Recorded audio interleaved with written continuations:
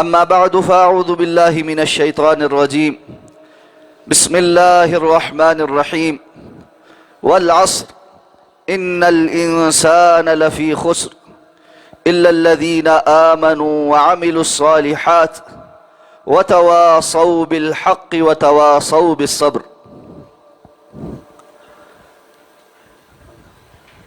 گزشتہ خطبہ جمعۃ المبارک میں نیکی کا حکم دینا اور برائی سے روکنا، الامر بالمعروف والنہی عن المنکر، اس واجب اور فریضے کے حوالے سے ابتدائی گفتگو کی گئی تھی۔ ہم نے یہ جانا تھا کہ اللہ رب العزت نے اس امت کو باقی امتوں پر اسی ایک وصف کی وجہ سے فضیلت عطا فرمائی ہے کہ کنتم خیر امت اخرجت للناس تأمرون بالمعروف وتنہون عن المنکر، تم سب سے بہترین امت ہو جو لوگوں کے لیے نکالے گئے ہو، انہیں نیکی کا حکم دیتے ہو اور برائی سے روکتے ہو۔ وہ افضل ترین کام جو اللہ رب العزت نے انبیاء کے ذمہ لگایا، رسول اللہ صلی اللہ علیہ وسلم کی تشریف آوری کے بعد جب سلسلہ نبوت کو ختم کر دیا گیا تو دین کی طرف دعوت دینے کا یہ کام اس امت کے ذمہ لگا دیا گیا۔ امت میں یہ کام بالخصوص اس گروہ کے کرنے کا ہے جسے ہم علماء کہتے ہیں، کہ وہ کتاب و سنت کا گہرا علم حاصل کرے اور لوگوں کی علمی رہنمائی کرے، اور اسی کے ساتھ ساتھ یہ ذمہ داری ہر مسلمان پر بھی ہے کہ جتنی اللہ نے اس کو استطاعت اور طاقت دی ہے اور جہاں جہاں وہ مکلف ہے وہاں وہ دین کی دعوت کا کام کرے۔ ہر شخص داعی الی اللہ ہو، اللہ کی طرف بلانے والا ہو۔ معاشرے جب یہ کام کرتے ہیں تو خیر پر رہتے ہیں، اور جب شر کو کھلی چھٹی مل جاتی ہے اور ہر شخص ہاتھ جھاڑ کر بیٹھ جاتا ہے کہ میں کیسے کہوں اور کیوں کہوں، تو خیر دب جاتی ہے اور شر ابھر آتی ہے، اور پھر اس کے انتہائی سنگین نتائج برآمد ہوتے ہیں۔ اس لیے ہم میں سے ہر شخص کو اپنی زندگی میں اللہ کی طرف بلانے کا یہ کام اور یہ فریضہ سر انجام دینا ہے، اور اللہ رب العزت کے رستے سے روکنے والے برائی کے کاموں سے روکنا ہے، منکرات سے روکنا ہے، اور اس کام کو کرنے کے حوالے سے کیا شرائط ہیں۔ اختتام پر ہماری ان شرائط میں سے پہلی شرط پر گفتگو ہوئی کہ دعوت الی اللہ کا کام کرتے ہوئے سب سے پہلے انسان کے پاس علم ہونا چاہیے، اور اس کا معنی یہ نہیں ہے کہ جب تک کوئی شخص مکمل عالم نہ بن جائے وہ اللہ کے دین کی طرف دعوت نہیں دے گا۔ آپ صلی اللہ علیہ وسلم نے فرمایا بلغوا عنی ولو آیا، ایک آیت بھی تمہارے تک پہنچ جائے تو وہ بھی مجھ سے آگے پہنچاؤ۔ اس لیے علم حاصل کرنا اور یہ جاننا کہ جو بات میں آگے پہنچا رہا ہوں وہ پکی بات ہے، قرآن و سنت سے ثابت بات ہے، دین کے نام پر کچی باتیں اور جھوٹی منسوب باتیں آگے نہ پھیلائی جائے۔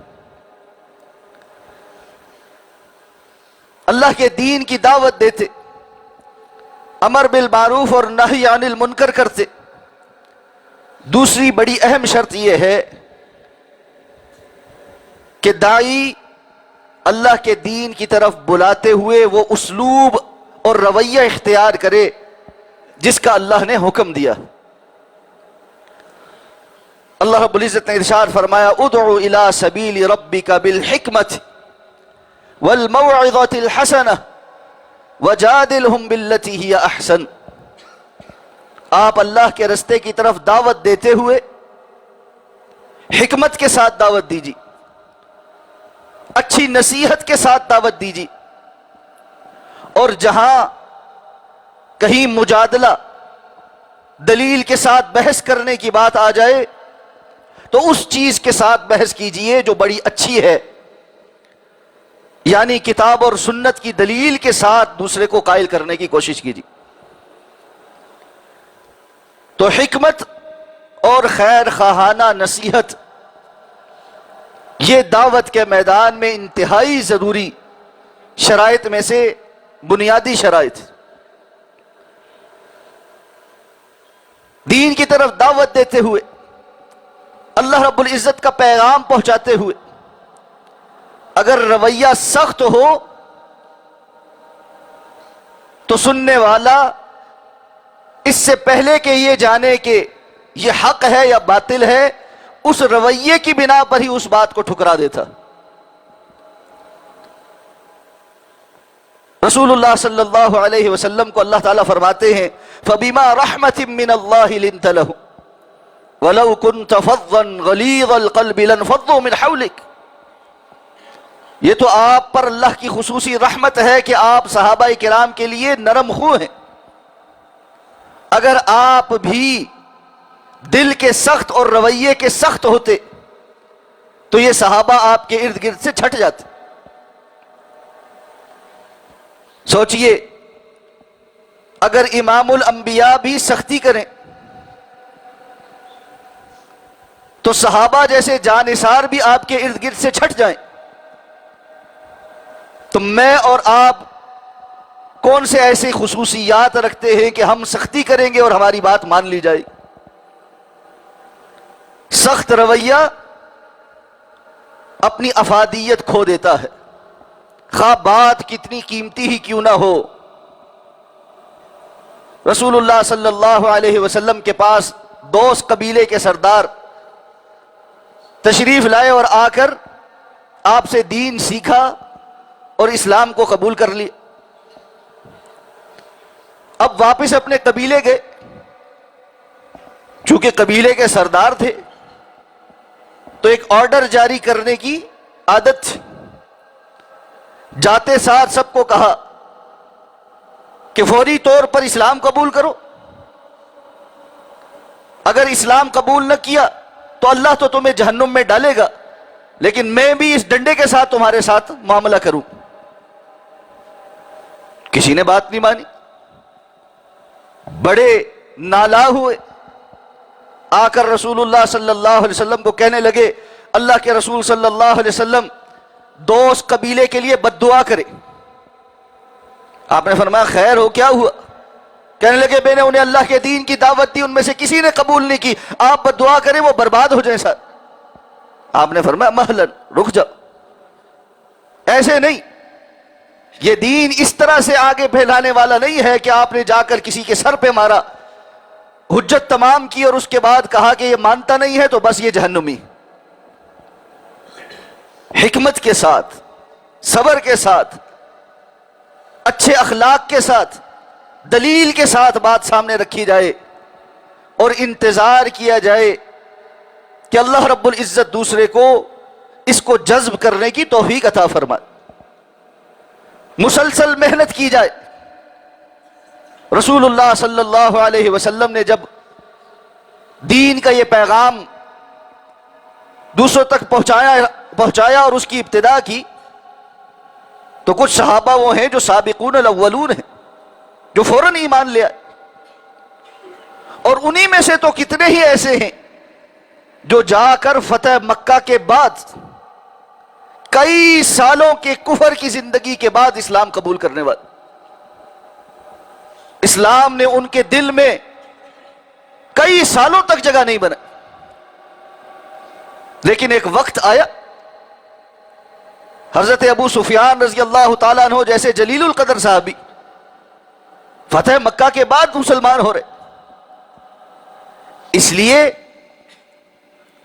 دین کا یہ کام اور اس کا اسلوب، اس کے لیے جب دوسرے کو دعوت دی جائے تو اس دعوت کو اس کے دل میں اترنے اور جذب ہونے کا وقت دیا جائے۔ داعی کو جلد باز نہیں ہونا چاہیے. اور موعظۃ الحسنہ، خوبصورت نصیحت، جب وہ گفتگو کرے اور دوسرے کو سمجھائے تو مخاطب کو محسوس ہو کہ یہ میرا انتہائی مخلص اور ہمدرد اور خیر خواہ شخص، اس کا مجھے سمجھانا میری بے عزتی کرنے کے لیے نہیں، میرے اندر کیڑے نکالنے اور میری خامیاں بیان کرنے کے لیے نہیں، بلکہ یہ خیر خواہی کے ساتھ میرے اندر تبدیلی چاہتا ہے تاکہ میں اللہ کا بندہ بن جاؤں. یہی وجہ ہے قرآن میں انبیاء کا یہ اسلوب جا بجا نقل کیا گیا ہے. اللہ کے نبی کہتے ہیں ان اريد الا الاصلاح ما استطعت، میری قوم میں ساری تمہیں یہ باتیں جو بتلا رہا ہوں میرا اس سے علاوہ اور کوئی مقصود نہیں کہ میں جتنی استطاعت رکھتا ہوں تمہاری اصلاح کر دوں، تمہارے اندر حالات بہتر ہو جائے. اس لیے بڑے خوبصورت اسلوب کے ساتھ، نرمی کے ساتھ اس دین کی دعوت دینا. رسول اللہ صلی اللہ علیہ وسلم مسجد نبوی میں تشریف فرما ہیں، ایک بدو آتا ہے اور مسجد نبوی میں ہی ایک کونے میں اپنی حاجت پوری کرنے لگتا ہے. صحابہ اس کو آوازیں دیتے ہیں، ڈانٹتے ہیں، آپ سب کو روک دیتے ہیں کہ ڈانٹو نہیں، اور اس کو ابھی منقطع نہ کرو کہ اس کے لیے اس حالت میں جب وہ بول کر رہا ہے، کہتے میں نے اونچی آواز سے کہا تمہیں کیا ہو گیا ہے کہ تم کھنگورے مار رہے ہو اور مجھے گھور رہے ہو؟ کہتے اب انہوں نے ایسے جو ہے وہ اپنے ٹانگوں پر ہاتھ مارنا شروع کیا کہ چپ کر جاؤ. تو کہتے ان کے ایسے کرنے پہ میں چپ ہو گیا. اب جب نماز ختم ہوئی تو کہتے رسول اللہ صلی اللہ علیہ وسلم نے مجھے کوئی ڈانٹا نہیں، آپ صلی اللہ علیہ وسلم نے مجھے مخاطب کر کے کہا کہ یہ جو نماز ہے یہ اللہ رب العزت کے ذکر کے لیے، اللہ کی تسبیح اور تکبیر بیان کرنے کے لیے اللہ کے سامنے حاضری ہے، اس میں کسی قسم کی گفتگو کرنا جائز نہیں. کہتے میں نے رسول اللہ صلی اللہ علیہ وسلم سے بہتر معلم کوئی اور نہیں دیکھا. آپ نے نہ مجھے ڈانٹا، نہ مجھ پر خفگی کا اظہار کیا اور بات بھی پوری سمجھا دی. کسی بھائی کا غلطی سے موبائل بچ جائے، نماز کے بعد ہم اس کا کیا حشر کرتے ہیں یہ ہم سب جانتے ہیں. اللہ کے بندے سے غلطی ہو گئی، اللہ کے گھر میں آیا ہے، بھول چوک ہو جاتی ہے. کبھی ایسا بھی ہو جاتا ہے کہ کسی شخص کا موبائل بجتا رہتا ہے، اس کو مسئلے کا نہیں پتا، وہ سمجھتا ہے اگر میں نے جیب میں ہاتھ ڈال کے اس کا بٹن دبایا میری نماز فاسد ہو جائے. حالانکہ ایسا کچھ نہیں. اگر کسی کا موبائل اس طرح بجنا شروع ہو جائے اور وہ اس کو بھول گیا ہے کہ سائلنٹ پر کرے تو اس کو چاہیے ایسے جیب کے اوپر سے ہاتھ رکھتے ہوئے بٹن دبائے وہ سائلنٹ ہو جائے. لیکن اگر اس کو نہیں پتا، یا بسا اوقات ایسا بھی ہوا ہے کہ کسی شخص کا موبائل بج رہا ہے، بزرگ ہے، اس کو نہیں معلوم پڑا کہ میرا موبائل بج رہا ہے، نماز کے بعد ساتھ والا بندہ بتاتا ہے جی یہ آپ کا موبائل بج رہا ہے. اب 6-7 بندے اس کی طرف رخ کر کے بولنا شروع ہو جائیں، عزت نفس مجروح ہوتی. سکھانے کا یہ طریقہ ٹھیک نہیں.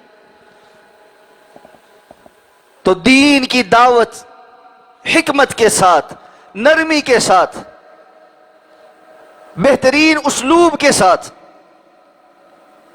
جب نرمی کے ساتھ بات سمجھائی جاتی ہے وہ دل پر اثر کرتی.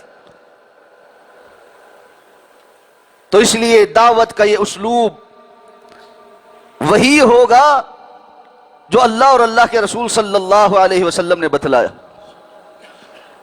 ہمارا اس معاملے میں مزاج عجیب ہے. ہم کہتے ہیں ہم کتاب و سنت کی خالص دعوت دیتے، لیکن اس دعوت کو دینے کا طریقہ ہمارا خالص نہیں. تو آپ کو بہت سارے مقرر ہیں جن کا یہ لقب لگ گیا ہے کہ خطیب شعلہ بیان، کہ بیان میں حضرت شعلے مارتے ہیں اور اس طرح کا خطاب کرتے ہیں کہ ارد گرد والے سب کو یہ یقین ہو جائے کہ اس مسجد میں ان کی ساری باتوں سے متفق لوگ ہی جنت میں جائیں گے، اور اس کے علاوہ باقی سارے لوگ ارد گرد اور دوسرے فرقوں کے اللہ رب العزت کی جنت ان کے لیے جائز اور حلال نہیں۔ یہ اسلوب رسول اللہ صلی اللہ علیہ وسلم کا نہیں۔ سنجیدہ گفتگو کرنی بھی چاہیے اور سننی بھی چاہیے۔ کرنے والوں کو بھی اپنے مزاج کو درست کرنے کی ضرورت ہے، اور سننے والوں کو بھی اپنے مزاج کو درست کرنے کی ضرورت ہے۔ ہمارے ہاں دین کی بات کو سننے کے حوالے سے بھی مزاج بڑا عجیب سا ہے۔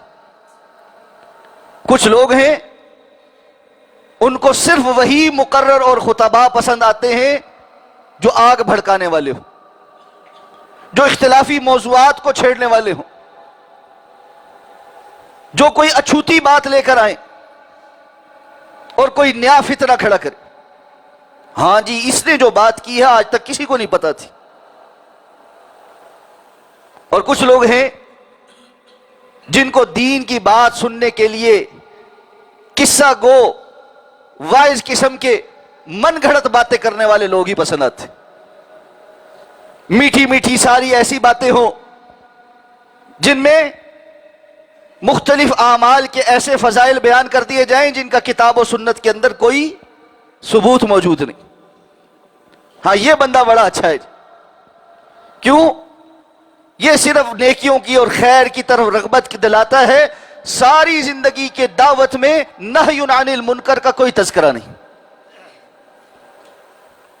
دعوت کے دونوں اسلوب، نیکی کا حکم بھی دینا ہے، برائی سے روکنا بھی ہے۔ اور وہ خطیب صاحب اور وائس صاحب اس لیے نہی عن المنکر کا کام نہیں کرتے کہ اگر میں نے اس معاملے میں کوئی بات کی تو ایک بہت بڑی میری آڈینس جو ہے وہ مجھ سے ناراض ہو جائے گی۔ تو سننے والوں کو اپنا مزاج اچھا بنانا چاہیے۔ جس طرح ہم خوراک میں کہتے ہیں نا کہ جنک فوڈ نہ کھائیں، صحت مند کھانا کھائیں، وہ آپ کو فائدہ دے گا۔ بالکل اسی طرح دین کے متعلق علم اور معلومات لیتے ہوئے بھی صحیح معلومات لیں۔ یہ اپنے مزاج اور اپنے کانوں کی عیاشی کے لیے مختلف قسم کے ایسے خطباء کو سننا جن کا علمی مبلغ ہی درست نہیں، تو آپ کو کیا خیر دیں گے۔ اور ہمارے ہاں اچھی علمی سنجیدہ گفتگو سننے کا مزاج نہیں رہا۔ ہمیں وہ خشک لگتی ہے، ہمیں وہ بورنگ لگتی ہے، اس لیے کہ اس میں وہ تڑکے اور لوازمات نہیں ہوتے جو ہمارے مزاج کا حصہ بن چکے۔ بڑے کبار علماء، شیوخ الحدیث، مفسرین کرام، شاندار گفتگو کرنے والے ہمارے بزرگ علماء، آپ ان کی ویڈیوز کے نیچے دیکھیں، کہیں 200 400 500 ویوز ملیں گے، اور کسی مسالے دار شعلے مارنے والے وائز کی تقریر کے نیچے آپ کو ملین ویوز مل جائے۔ کیوں؟ سننے والوں کا مزاج درست۔ یہ مزاج درست کرنے کی ضرورت ہے۔ تو دین کی دعوت دیتے ہوئے دوسرا اسلوب یہ ہے کہ انسان کا رویہ ٹھیک ہو، بات اور گفتگو کرنے کے میں حکمت ہو، اور اس کی اپنی عملی زندگی کے اندر بھی نرمی غالب ہو۔ تیسری اور اہم شرط، دعوت دین کا کام کرتے ہوئے ہر شخص کو صبر کرنا پڑتا۔ یہ صبر آزما کام۔ لوگ بہت کچھ کہیں گے، القابات بھی دیں گے، باتیں بھی سنائیں گے، اعتراضات بھی کریں گے،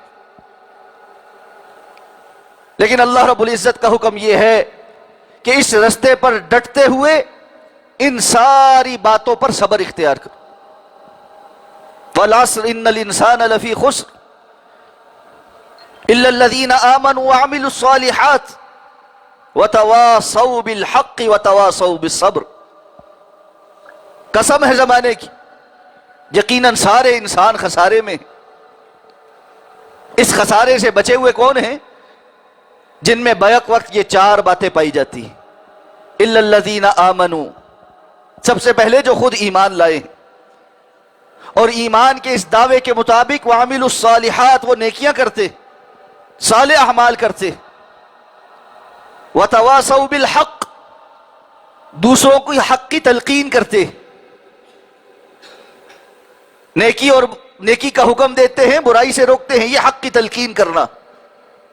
اور اس راستے میں وتواصوا بالصبر، جو تکلیف آتی ہے اس پر صبر بھی کرتے ہیں اور دوسروں کو صبر کی تلقین بھی کرتے ہیں.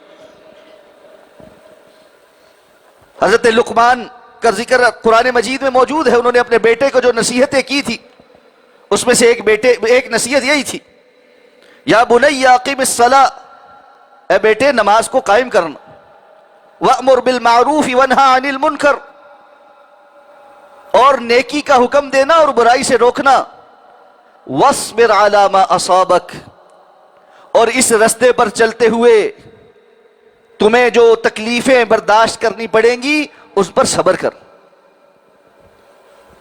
رسول اللہ صلی اللہ علیہ وسلم اپنی 40 سالہ زندگی میں صادق اور امین کہلاتے تھے.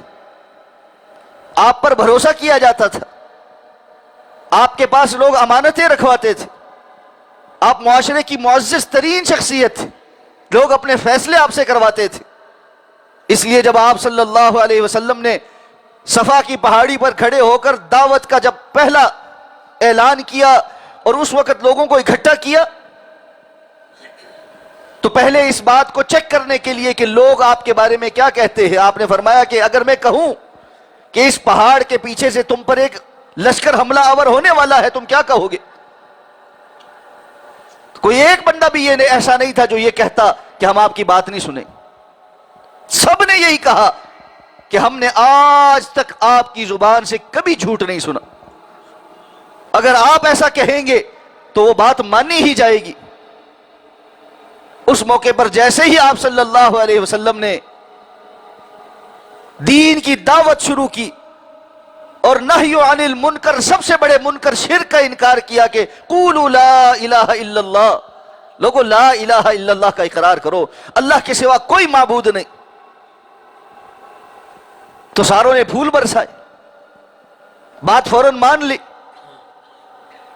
یہ کہتے ہوئے کہ آپ تو صادق و امین ہیں، ابھی ہم نے اپنی زبان سے کہا ہے کہ ہم نے کبھی آپ کی زبان سے جھوٹ نہیں سنا. قرآن کہتا ہے فَقَدْ لَبِثْتُ فِيكُمْ عُمُرًا مِّن قَبْلِهِ أَفَلَا تَعْقِلُونَ، تم مجھ پر طرح طرح کے الزام لگاتے ہو، میں نے تو تم پہ ایک طویل وقت گزارا ہے، کیا تم میری اس زندگی کو دیکھتے نہیں ہو؟ لیکن ایک دم سے الزامات کی وہ جھاڑ ہو. قرآن کہتا ہے کبھی یہ کہتے تھے یہ شاعر ہے، کبھی کہتے تھے کاہن ہے، کبھی کہتے تھے ساحر ہے، جادوگر ہے، کبھی کہتے تھے مجنون ہے، پاگل ہے، دیوانہ ہے. اور صرف یہیں تک بات نہیں رہی، آپ صلی اللہ علیہ وسلم مکہ میں بیت اللہ میں نماز پڑھ رہے ہیں، سجدے میں گئے ہیں، آ کر اونٹ کی اوجڑی آپ کے اوپر ڈال دی، گلے میں ایسے پٹکا ڈال کر کھینچتے رہے. طائف والوں نے تو حد کی، پتھر مار مار کر لہو لہان کر دیا. واصبر علی ما اصابک، آپ صلی اللہ علیہ وسلم کی اس کیفیت پر اللہ رب العزت بھی آپ کی طرف ملک الجبال کو بھیجتے ہیں کہ اللہ کے رسول اگر آپ چاہیں تو طائف والوں کو اس پہاڑ کے 2 پہاڑوں کے درمیان یہ ملک الجبال ایسے پیس کر رکھ دے. آپ نے فرمایا جو اللہ ان کو پیسنے پر قادر ہے، ان کو ہدایت دینے پر بھی تو قادر، اور اگر ان کو ہدایت نہ ملی تو ان کی نسلوں کو تو ہدایت مل سکتی. اور یہ دن کوئی آسان دن نہیں تھا. ماں جی ام المومنین حضرت عائشہ صدیقہ رضی اللہ تعالی عنہا نے پوچھا تھا اللہ کے رسول آپ کی زندگی میں احد سے زیادہ تکلیف دہ دن بھی کوئی آیا ہے؟ آپ نے فرمایا ہاں عائشہ، احد سے زیادہ تکلیف دہ دن بھی آیا ہے جب طائف والوں کے پاس میں گیا تھا اور انہوں نے میری بات نہیں مانی اور اپنے علاقے کے بچوں اور اوباشوں کو میرے پیچھے لگا دیا جو مجھے پتھر مارتے تھے اور گالیاں دیتے تھے. ہم دین کی اس دعوت سے پیچھے کیوں ہو گئے؟ لوگ کیا کہیں گے، برادری کیا کہے گی؟ یہ بندہ مجھے مولوی کہہ کے بلائے گا، یہ مجھے صوفی کہہ کے بلائے گا، یہ مجھے آگے سے تانے مارے گا۔ اس قدر عظیم کام جو ہم اپنی زندگی میں کر سکتے ہیں، لوگوں کی چند باتوں کے پیچھے ہم نے چھوڑ دی۔ صبر کرنا پڑتا ہے، اور پھر اس صبر کا اللہ رب العزت جو اجر عطا فرمائیں گے وہ بہت شاندار ہے۔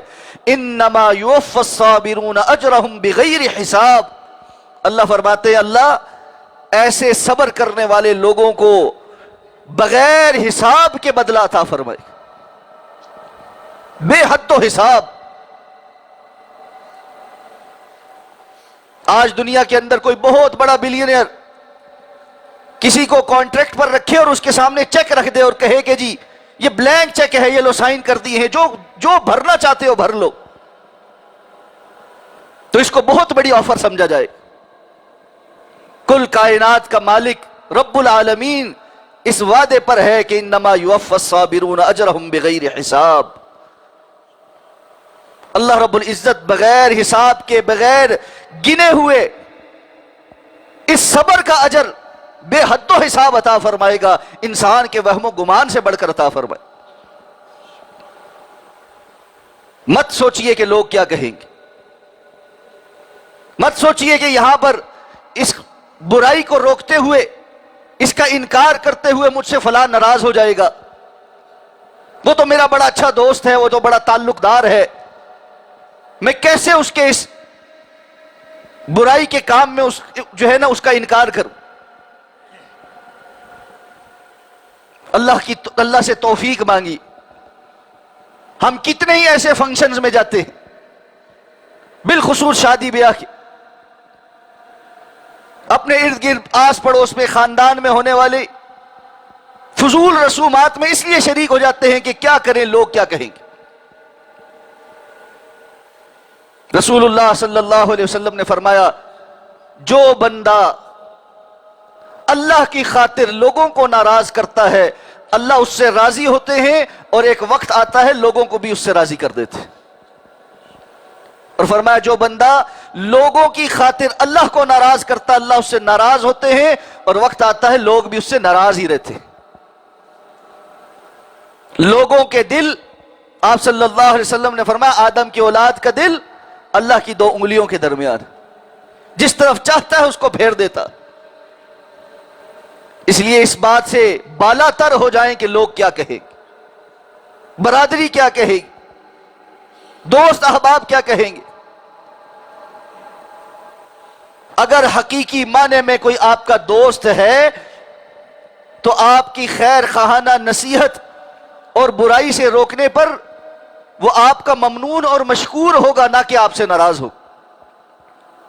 اور جو بندہ اپنی خرافات میں، گناہ کے کاموں میں، اللہ کی نافرمانی میں آپ کے شریک نہ ہونے پر ڈھٹائی کے ساتھ اس پر جمع ہوا ہے، اور آپ کے کہنے سمجھانے اور شریک نہ ہونے پر آپ پر ناراض ہو رہا ہے، وہ اس قابل ہی نہیں کہ وہ آپ کا دوست ہو۔ ایک حد فاصل کھینچنی پڑتی ہے، اللہ رب العزت کی خاطر سٹینڈ لینا پڑتا ہے۔ دنیا میں لوگ کیسے کیسے سٹینڈ نہیں لیتے، کیا ہم اپنے گھر والوں کے لیے کبھی سٹینڈ نہیں لیتے؟ کوئی ہمارے گھر والوں کا دشمن ہو جائے ہم نسلوں تک اس سے دشمنی نبھاتے، کوئی ہمارے ملک کا دشمن ہو جائے ہم یک زبان اس سے دشمنی نبھاتے۔ حالات خراب ہیں بارڈر پہ، انڈیا دھمکیاں دے رہا ہے، کیا ہم اس معاملے میں پسپا ہو جائیں گے؟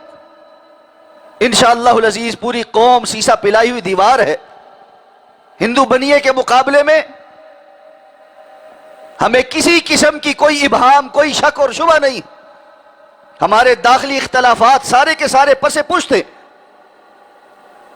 ہم اپنے اندرونی معاملات کو بعد میں سلجھاتے رہیں گے اور دیکھتے رہیں گے بھائیوں سے کیا اختلاف ہوا کیا نہیں ہوا، لیکن ایک قوم کی حیثیت میں ہم سٹینڈ لینے کے لیے تیار ہیں کہ کسی بھی قسم کا اگر کوئی جارحیت ہوئی تو انشاءاللہ اس کا منہ توڑ جواب ملے گا۔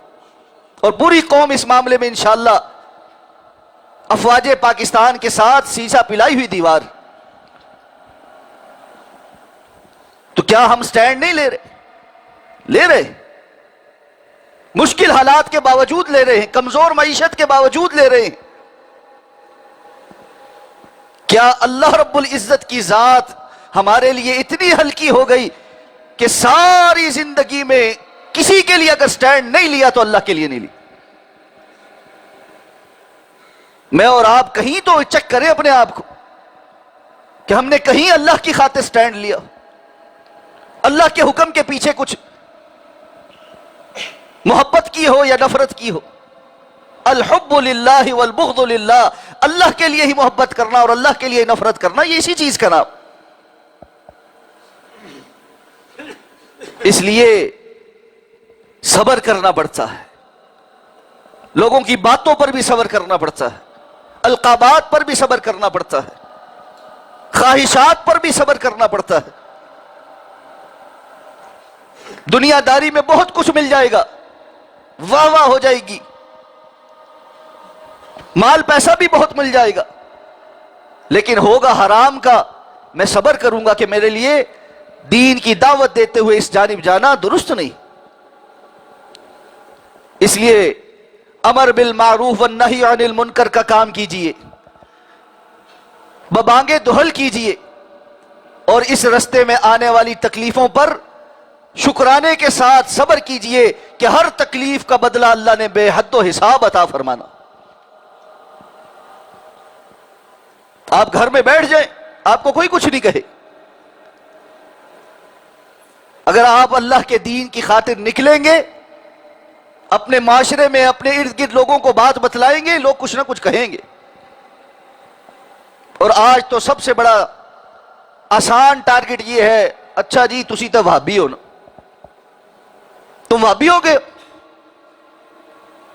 اگر اللہ رب العزت کی دین کی دعوت دینا, توحید کو بیان کرنا, رسول اللہ صلی اللہ علیہ وسلم کی غیر مشروط اتباع کا حکم دینا, شرک سے روکنا, بدعات سے روکنا, خرافات سے روکنا, حلال اور حرام کو بیان کرنا, یہ وہابی ہونے کا وصف ہے تو الحمدللہ ہم وہابی.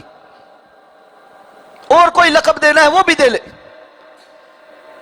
یہ القابات انشاءاللہ قیامت کے دن تمغے کے طور پر سجائے جائیں گے کہ بدأ الاسلام غریبا وسیعود غریبا فطوبى للغرباء. اسلام کی ابتدا بھی اجنبیت میں ہوئی تھی. رسول اللہ صلی اللہ علیہ وسلم اور صحابہ جو دعوت دیتے تھے, لوگ کہتے تھے یہ کہاں سے لے آئے, یہ تو ہم نے باپ دادے سے نہیں سنا. اور آپ نے فرمایا ان قریب قیامت کے قرب میں دین اجنبی ہوتا چلا جائے گا. فطوبى للغرباء, ایسے اجنبی لوگ جو معاشرے میں اللہ کے دین کی دعوت دینے کی وجہ سے, اللہ کے دین پر تمسک اختیار کرنے کی وجہ سے اجنبی ہو جائیں. اور بسا اوقات یہ اجنبیت اتنی بڑھ جاتی ہے کہ بندہ اپنے گھر والوں کے اندر بھی اجنبی ہو جاتا. فطوبى للغرباء, ایسے اجنبیوں کے لیے بڑی ہی خوشخبری ہے. کیا کہنے ہیں ان کے. اللہ کی خاطر دنیا میں سٹینڈ لینا, جس کو یہ نصیب ہو گیا اور اللہ نے وہ قبول کر لیا, یہ ایک عمل ہی نجات کے لیے کافی ہو جائے. وقال رجل مؤمن من آل فرعون, قرآن میں اللہ نے اس بندے کا باقاعدہ تذکرہ کیا جو آل فرعون میں سے تھا, لیکن ایک وقت پر آ کر اس نے سٹینڈ لے لیا اور فرعون کے دربار میں کھڑے ہو کر پوری قوم کو مخاطب کیا اور کہنے لگا کہ تم موسیٰ علیہ السلام کی در حقیقت مخالفت صرف اپنے عناد کی بنیاد پر کر رہے ہو, جبکہ وہ تمہیں صحیح دین کی دعوت دیتے. اس کو پکڑا گیا, اس کو قتل کر دیا گیا, لیکن وہ اپنی اس دعوت سے پیچھے نہیں ہٹا. اسی طرح سورہ یاسین میں ایک اور شخص کا تذکرہ کیا, اس نے بھی یہی کام کیا. 3 انبیاء اللہ نے بھیجے, لوگوں نے جب ان کی مخالفت کی, اس نے کھڑے ہو کر ان انبیاء کی تائید کی, اپنی قوم کی جو حالت تھی ان کے سامنے بیان کی, اس کو بھی پکڑ کے قتل کر دیا. جان کی بازی انہوں نے لگا دی, لیکن اللہ رب العزت کی خاطر سٹینڈ لی. ہمیں تو کوئی جان کی بازی کا ڈر نہیں، ہمارے لیے تو معاملات آسان ہیں۔ آج شہادتوں کی باتیں ہو رہی ہیں، فلسطین کی باتیں ہوتی ہیں، مسلمان امت کے حالات کی باتیں ہوتی ہیں، جان نشاور کرنے کی باتیں ہوتی ہیں۔ جو بندہ اللہ کے دین کی خاطر دو تانے نہیں سہ سکتا، وہ جان کہاں دے گا؟ اس لیے میرے بھائی، یہ دعوت کا میدان ہے، ہم سب کا میدان ہے، اور اس میں ایک بڑا اہم کام یہ ہے کہ ہم اللہ کے دین کی خاطر سٹینڈ لیں، اس کو اون کریں۔ اللہ رب العزت سے دعا ہے اللہ میں سمجھ کر عمل کرنے کی توفیق عطا فرمائے۔ اقول قولی ھذا واستغفر اللہ لی ولکم ولسائر المسلمین برحمتک یا ارحم الراحمین۔